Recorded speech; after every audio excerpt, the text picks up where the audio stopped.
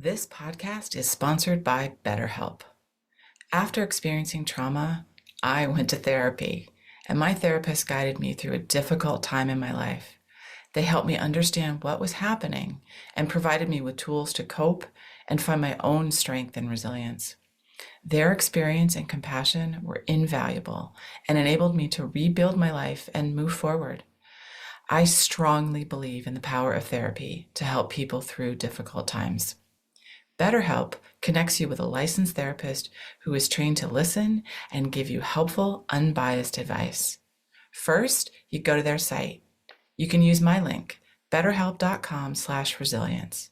You answer a few questions, and BetterHelp will match you to a professional who has years of experience helping people with struggles just like yours. Let BetterHelp connect you to a therapist who can support you, all from the comfort of your own home. Visit betterhelp.com/resilience or choose podcast, then notes on resilience during sign up and enjoy a special discount on your first month. The purpose of technology for productivity is to create more time for us and not just to get more done. I think we have to focus on that, because what happens is people will automate things and then think, oh, now I have more time to do more. And so it's sort of a never-ending cycle of continuing to pile more. And I'm absolutely guilty of this as well. But I think seeing technology as a means to create more time and not just get more done. Hello, and welcome to Notes on Resilience. I'm your host, Manya Chilinsky. Today I was speaking with Dr. Jereme Wilroy, who is an associate professor in the Department of Physical Medicine and Rehabilitation at the University of Alabama at Birmingham, and the executive director of the Continuum Lab. His research focuses on design and testing of exercise trials in populations of disability. He and I chatted for this new series on technology and well-being about using technology as a gateway, and what is the purpose of technology in our lives, and how can we think about using technology while still protecting our well-being and our humanness. It's a pretty interesting episode. Thanks for joining us. Jereme, thank you so much for being here. I'm really excited to chat with you today. Absolutely. It's great to be part of this. Hey, before we dig into the topic of technology and well-being, the question I start with for everyone, if you could have dinner with any historical figure, who would it be and why? Interesting question for me, just because I'm not necessarily a history buff, but for some reason, the name that popped in my mind was Franklin Roosevelt. Ooh. And one of the reasons for this was because of he had polio. Myself, as a wheelchair user, just seeing someone who is in such a huge role. Of course, he was a great leader. He served 3 full terms and was elected for a 4th term, led us through the Great Depression and World War II and all these things. But he managed to do that as a person with a disability. He was very productive. So I'd ask him a lot of questions about how do you have such a sustainable career and all of that. Yes. Oh, I think that's great. And I say this every time somebody says this, but I wish I could make it happen for you. And I wish I could be a fly on the wall when you guys were chatting, because I bet there's some really great insights there. And it was such a different time. Mm-hmm. If you're thinking about awareness of people with disabilities and awareness of wheelchair users. So I bet he would also be hopefully impressed to see some of the advances that we've made. Absolutely. Hopefully so. And it's an interesting point, because one of the things was he was never really photographed like in his wheelchair and stuff. And so, Yeah, it would be a very interesting conversation on multiple fronts, including the technology piece as well, and how to be productive in an age without all this technology and stuff. well, there's that. And some of us are old enough to remember at least a little bit of time without all this technology. And we managed to make it work. Whereas today, sometimes piece of software, a piece of technology doesn't work the way we want it to. It feels like we've just been completely thwarted. Mm-hmm. Absolutely. So, we do live in a time when technology is just really integrated with our lives and therefore with our well-being. So, in your opinion, how can we be making sure that these technological advancements complement our lives and don't remove the humanness from who we are? Absolutely. I think this is a great question. I think it's something that we all probably wrestle with each day. And for me, the first thought that comes to mind is just to simply that we need to prioritize and value connection with others. I think there's a lot in the mental health space now that just talks about the value of simply being around other human beings, being in the room. If we're talking about thousands of years ago, we're around a campfire telling stories, and just that presence of another person there, to not feel alone. I think there's been just an epidemic of loneliness that's come out. And in my area in research, there's been more grant funding opportunities to just try to understand loneliness in this day and age. So I think just simply prioritizing that and making sure that we're going into the workplace, even though I have the technology to do everything I need to from home. Mm-hmm. I know that my team, they've told me they value me being there. I wanted today to go to one of my students' presentations, like in person. So I think just being with people is really important. It's important for our bodies and our minds just to be around others. Yes, absolutely.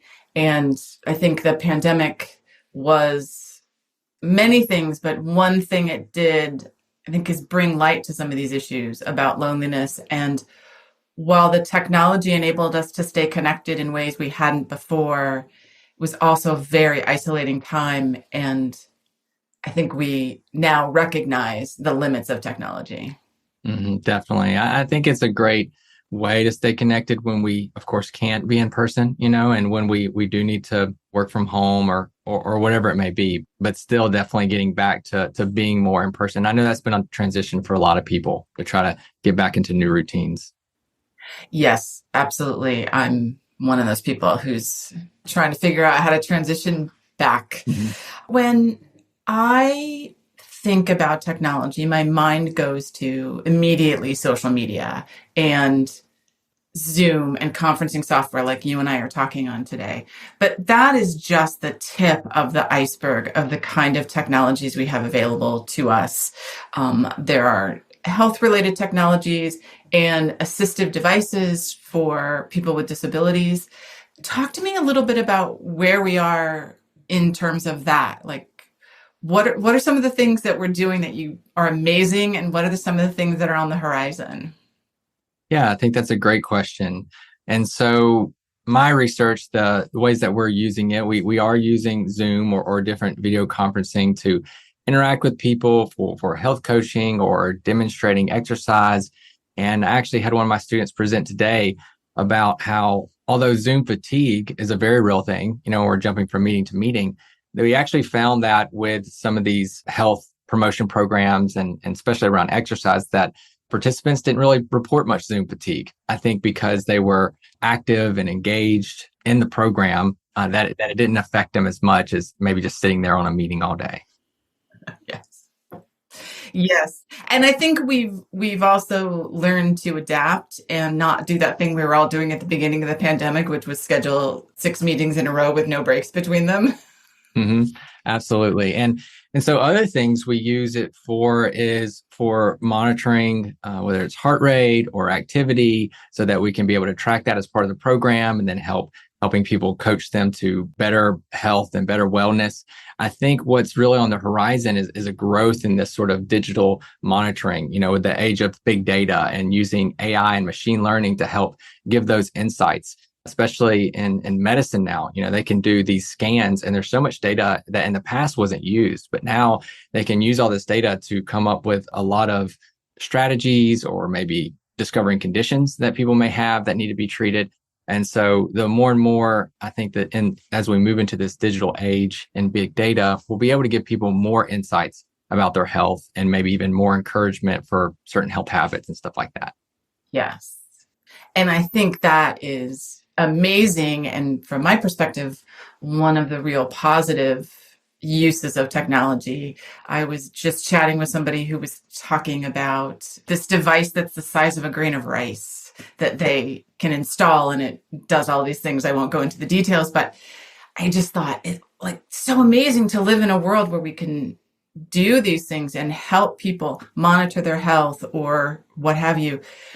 What are some concerns about privacy or things that could go wrong with these kind of technologies?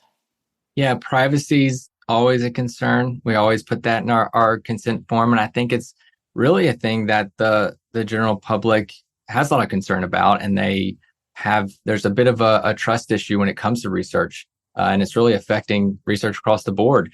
And so I think being able to ensure that that data is private and really de-identified, because at the end of the day, we've almost seen where no data is private. I mean, every major corporation has been hit and had their data leaked and all of that stuff. So, Yes. Although I just don't feel like I want to get to a place where we just assume that nothing is private, mhm. but it feels like we're moving in that direction. Right. Absolutely. I mean, the ways that our phones track us all the time, and you have to be pretty educated to go through and know which settings to change or turn off or different things. I mean, my wife has never really used the fingerprint scanner or the face scanner or anything like that on her phone because she wants to avoid that as much as possible. So, Yes. She is not alone. I know other people who feel the very same way. We're always we the folks who are behind all these amazing technologies that we're talking about are creating new technologies all the time to improve efficiency, to improve productivity, to improve tracking and getting data. And how can we ensure that those kind of developments are prioritizing, I guess, our humanness in all of this? mhm. Yeah, I think that's a really great question. And I think one thing is hopefully they're using more people and users to give feedback about it, because I think there's been a lot when it comes to technology development that it's about generating money. So there hasn't seemed to be as much of a concern from the tech companies when it comes to developing it, because it's about getting people's attention and creating profiles and all of that.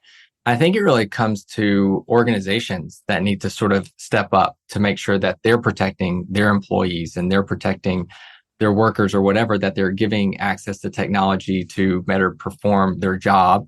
Even here at my university, they talk about wellness a lot, and they talk about digital health and ways to do that. And so if the organization can't necessarily control whether they're accessing certain social media or something, they can hopefully at least provide some education and training on using this for improving their mental health and well-being, because we know people that have good mental health and well-being are going to perform better and are going to remain more loyal and be able to sustain their career at the organization. Right. Absolutely. And I think about, you mentioned that the organization has some responsibility here. And I think about that a lot, that we have personal responsibility for our own behavior and our own reactions to things. It feels sometimes like so much of the responsibility gets pushed down to us as individuals, that you need to have the right settings on your phone and have the right privacy things. And you are expected to have read the Mhm. 1,000-page privacy policy and know what that means in terms of what's happening to your data. I'm not sure I even have a question there. I just feel like sometimes it gets pushed down onto us as individuals. So I'm pleased to hear you talking about the organization has at least some responsibility. Absolutely, absolutely. Because at the end of the day, they've said it. My department chair said it here. We spend probably more time at work than we do with our families, and so he likes to call us family. And so I think it's important to take care of your work family, of your own people that you spend most of your time with, especially for individuals that are in the healthcare setting and working closely together, or whatever setting it may be, just to be able to provide for them and stuff like that during that time. Yes. In fact, I recently read a statistic that our managers have essentially the same effect on our mental health as a spouse or a partner does, because we spend so much time in our workplaces. So I'm glad that you brought that up.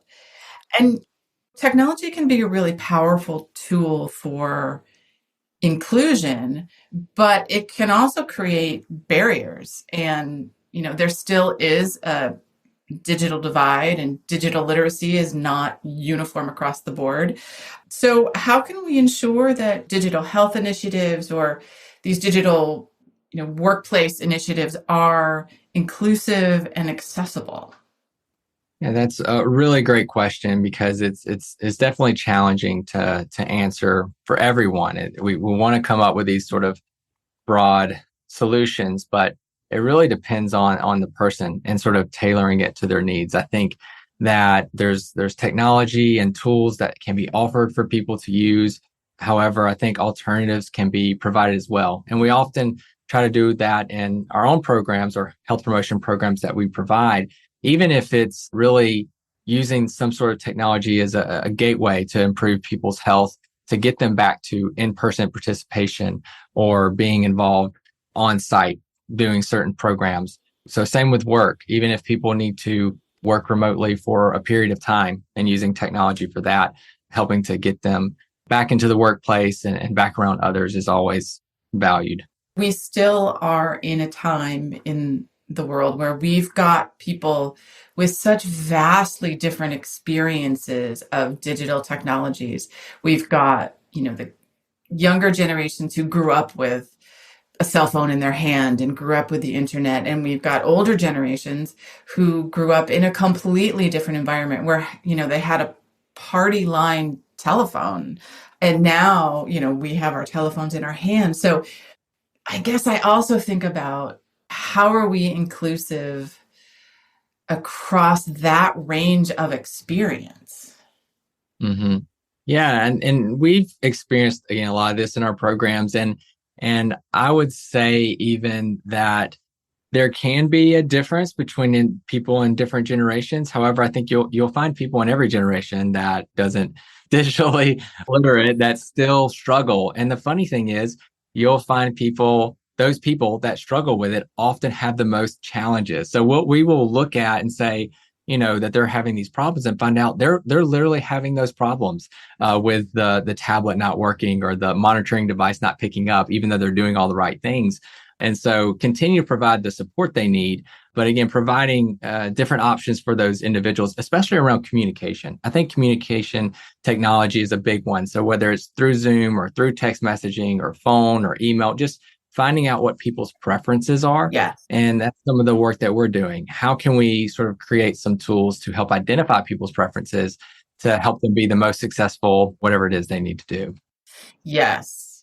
And it can be very frustrating when you're communicating with somebody who has somebody who just likes to text, but you really like to talk on the phone, and that disparity can cause a lot of frustration. I've experienced that myself.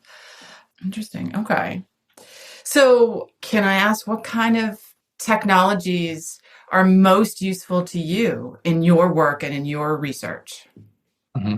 Yeah, so I would say using Zoom has been very beneficial, of course, for different meetings and presentations, and then also using it in our research to deliver the health coaching or the exercise programs.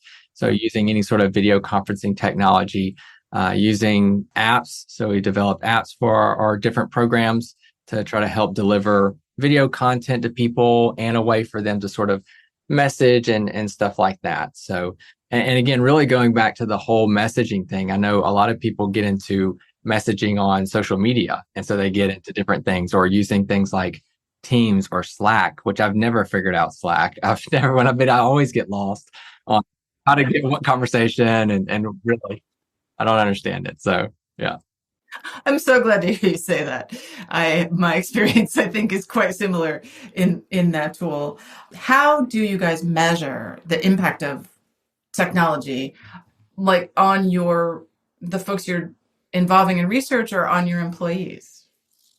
Yeah, so we do use certain tools to be able to, like surveys, to assess whether it's digital literacy or any issues that they may have with using technology, as well as just learning more about the accessibility of it, like we talked about before, being inclusive.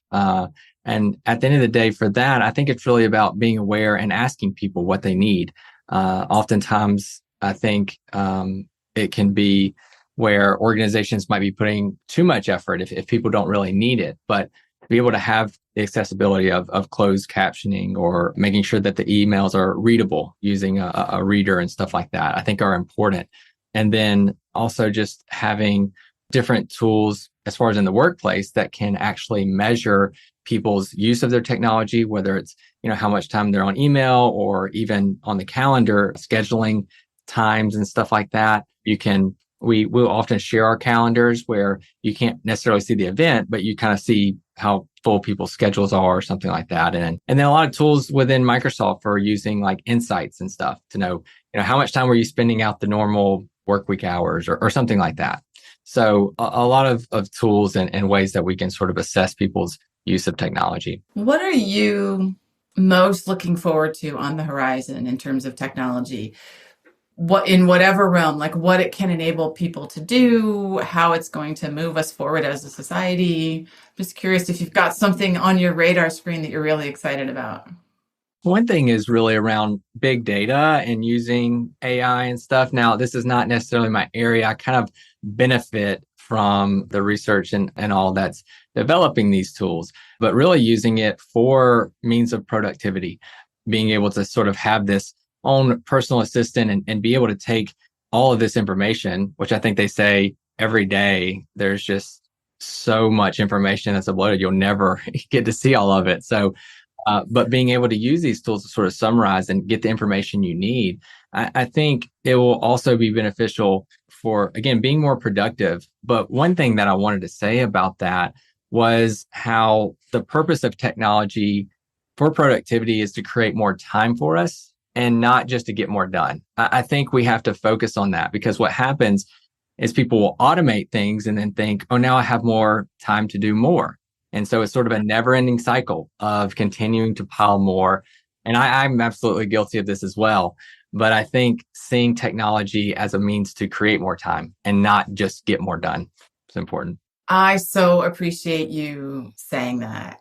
And that reminds me of something I've seen a few different memes across social media talking about AI, that I don't want AI to take away writing or art or these things that make us human. I want them to take away like doing the laundry and cleaning the house and these chores I have to do, and free up time to do the writing and the fun parts of being human. So I do think our relationship with technology is pretty interesting, and I know I struggle with it.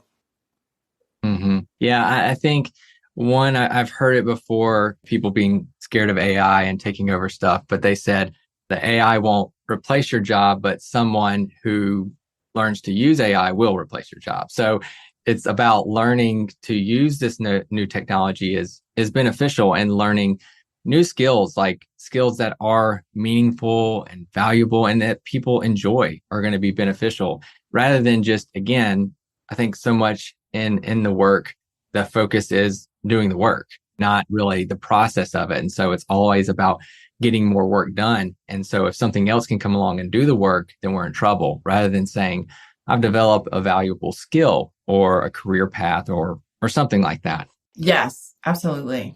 And I wanted to circle back to something you mentioned a few minutes ago. We were talking about all the different technologies. For example, the reader technology that will read an email for someone who's got low vision. And I think about, so a little while ago, I learned about that technology. It's not something I was aware of, and how hard it is to translate a hashtag that doesn't have any capital letters in it. So if your hashtag is be a friend, but if there are no capitals in there, it doesn't know that that is 3 different words. And so that's something I have changed, hopefully all the time now. I put capitals in my hashtags to make them easier to read.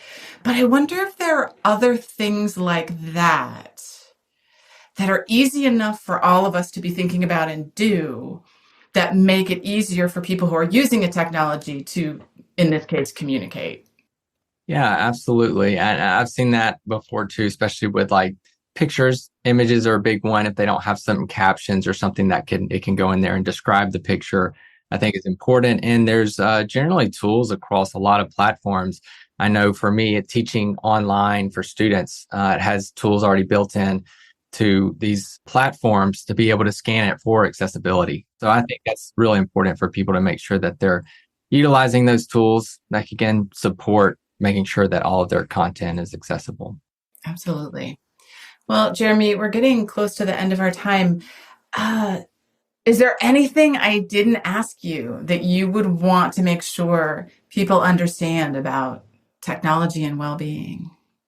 I think at the end of the day, it's all about boundaries and being intentional. And so I think they're providing more limits that we can set on our social media or having boundaries with work. Used to, you couldn't take work home. You had to be in the office to work. And now it's everywhere you go. And so for a while, for me, for example, I took email off my phone so that I would ensure that I wasn't using it after work hours. And then I started to log in on the browser. And then eventually I got it back on my phone now that I have strong enough habit of staying off of it during outside of work hours. So I think setting those boundaries are going to be super important, and then learning what truly is beneficial. I've tried to practice more about doing my own sort of evaluation, whether it's daily or weekly, monthly, just checking in and then seeing maybe I do need to adjust some things because I'm feeling a bit burnout or a bit more anxious or something like that. And really taking time about like having this sort of this Sabbath or this rest from technology, taking a day off of it, because so much of it, whether it's just email or messages, it really affects our brain chemistry, to get those check boxes and all that sort of done. So taking some time off of there, I think has been really beneficial when it comes to my own personal productivity in this technology space. Yes, absolutely. Oh, thank you for sharing that. And Jereme, before I let you go, can you tell our listeners a little bit more about yourself and what you do and how they can reach you?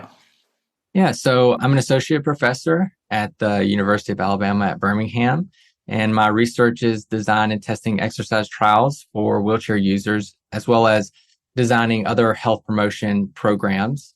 And I have my own lab. It's at thecontinuumlab.org, and people can find out a bit more about what our team does and the projects that we have going on, and even maybe how to get involved if people are interested in that area.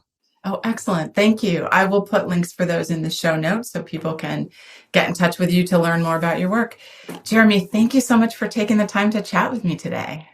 Absolutely. Thanks for having me. Thank you for listening. I hope you got as much out of this conversation as I did. So if you'd like to learn more about me, Manya Chilinsky, I work with organizations to help understand how to create environments where people can thrive after difficult life experiences. And I do this through talks and consulting. I'm a survivor of mass violence, and I use my experience to help leaders learn about resiliency, compassion, and trauma-sensitive leadership, to build strategies to enable teams to thrive and be engaged amidst difficulty and turmoil. If this is something you want to learn more about, visit my website, www.manyachilinsky.com, or email me at manya@manyachilinsky, or stop by my social media on LinkedIn and Twitter. Thanks so much.